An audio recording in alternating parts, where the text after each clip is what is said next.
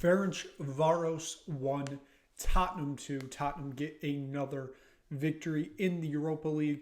Welcome into Top of the Perch. I am your host, as always, Nick Burt.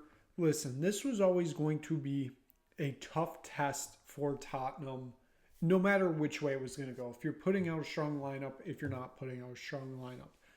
Whenever you go on the road in Europe, especially to a place, like Hungary, it's going to be a completely different environment. It is going to be a very difficult environment. Ferencvaros put that up today, but Tottenham Hotspur walk away with the 3 points in this one. Tottenham went with a vastly different starting 11 today compared to the one we saw on Sunday at Old Trafford. I believe there were only 4 players in this lineup that starting lineup, I should say, that started that game at Old Trafford. We saw the debut of Will Lancashire. We saw Mikey Moore get his first start. It was a big mix of bench players and young players that we saw in this game. Now, as we go into it, I mean, in the first, I would say 15 minutes, Ferencvaros were very much on the attack in this one. Tottenham did not feel like, they had an opportunity or two within those first 15, but it just felt like they were never out of the, defensive third or the midfield. They could never get into that attacking third, it felt like. Ferencvaros were constantly on the pressure. And then it was the 16th minute.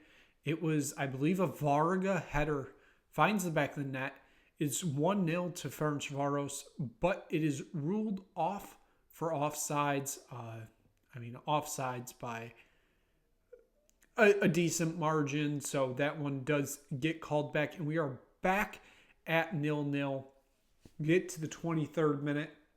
Just a beautiful build-up into the box. Almost Mikey Moore, almost a absolutely brilliant pass to Lancashire. Ends up getting deflected. It gets to Bergvall, who dumps it off to Sarr. Sarr slides it past the keeper. It is 1-0 to Tottenham. Like I said, there's a lot going on in the box at that point. Like I said, Moore had almost a brilliant delivery to Lancashire. If it didn't get deflected, we could have had a brilliant goal there. It ends up going off Bergvall, who starts tumbling on the ground. It ends up to Sarr, and it's 1-0 to Tottenham. 23 minutes into this one. Tottenham, they were almost straight back on the counterattack. Sarr almost had a second very quickly. Shot straight at the keeper. Always a heat check. You gotta make sure there. You never know what can happen when you test the keeper like that. And, there weren't a ton more opportunities. I know there were a few corners that were thrown in the first half. Tottenham were struggling, I would say. But given the lineup, it was a little bit expected. It's not your strongest 11. You got, a lot of players from your first team sitting out. You're mixing in bench players and youth players that literally have never gotten starts for Tottenham before.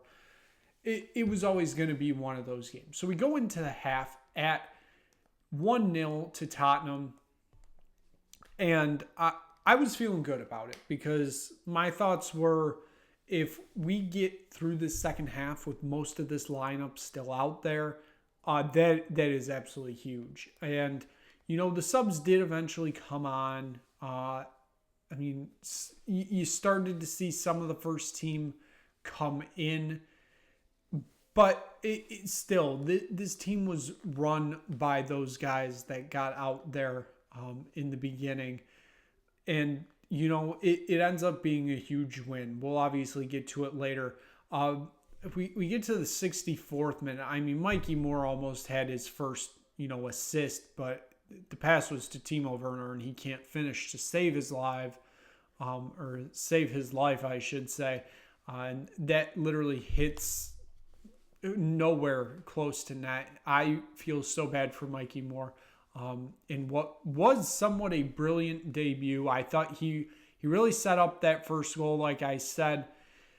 He almost had his first assist. It should have been 2-0 there, but obviously it ends up being a different way. Excited to see where the future goes with him. And as you know, the more of the starters started coming in for Tottenham, more of your actual first team players, the game it gradually got more in control for Tottenham. Obviously, that makes sense. We get to the 86th minute, just a brilliant pass leads to Brennan Johnson just taking a wild shot that hits the far post and bounces into the net. That makes it 5 goals in 5 games for Brennan Johnson. He gives Tottenham the 2-0 lead, and that surely seals the game for Tottenham. But, of course, Ferencvaros had, a thing or two to say about it as we roll into the 90th minute. It would be Vargas again. This time he would be on sides. He screams it past Vicario. Top corner is 2-1, and that's how this game finishes out. So Tottenham walk away with the victory. It's probably not the full 2-point or plus 2-point goal differential that was expected after that Brendan Johnson goal. You still get a win. You still get 3 points. It feels like that's truly all that matters right now. Let's take a look at the stats. And similar to Karabakh game, and it does have to deal with, the players that are playing and whatnot. But you notice the stats are a little bit more even than they are when you're seeing the whole first team play and they're in the Premier League against Premier League opposition, and Tottenham are playing their type of football. When they're in moments like this, it feels like it gets much more balanced. I mean, yes, Tottenham had control of the possession, 58%. But you look at the shots, Ferencvaros very much kept kept flowing here. It was 15 total shots for them compared to Tottenham's 17. They had 5 shots on target compared to Tottenham's 7. You notice it was balanced a little bit. You look at the expected goals. Ferencvaros had the better expected goals in this one at 1.34 compared to Tottenham's 1.13. It is what it is. Passes, Tottenham, as they usually do, dominate there.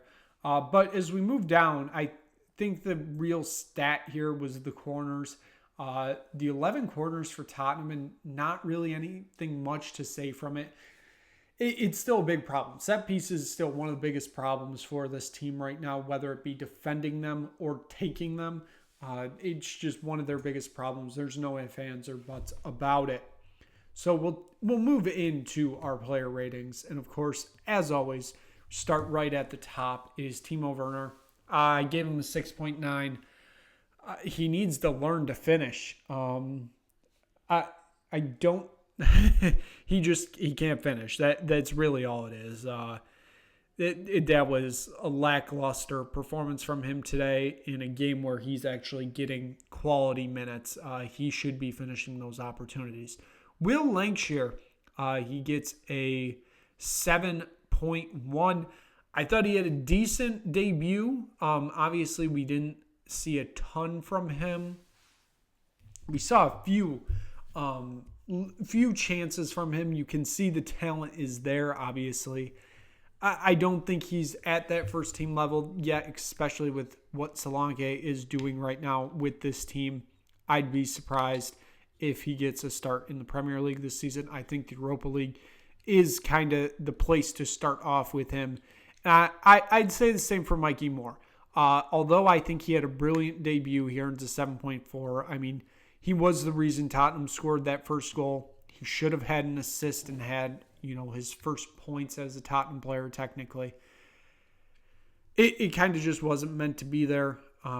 If you put Son there or Solanke there, I think they finish it off. It's just, given the situation, that was going to be the end result. He played 90 minutes, though. I got to give him that. He got his first 90 minutes in the senior squad. He's a huge, huge, huge future talent. I can't wait to see where it goes from here. I know we got injuries at the Premier, with the Premier League right now and all that. I'm not so sold on him starting in the Premier League yet. I think we still need to get some games in the Europa League with him. That can obviously change quickly, but I like where we're going with him right now because I don't think Ange wants to play the kids if the kids aren't ready. And this felt like a moment where they're ready for an opponent like Ferencvaros. But, I know people were calling for Moore to start on Sunday at Old Trafford. He should not have started on Sunday in his first ever start for the senior team at Old Trafford. No. That should not be happening, and good thing it didn't. We get into the midfield. Another brilliant performance by this midfield.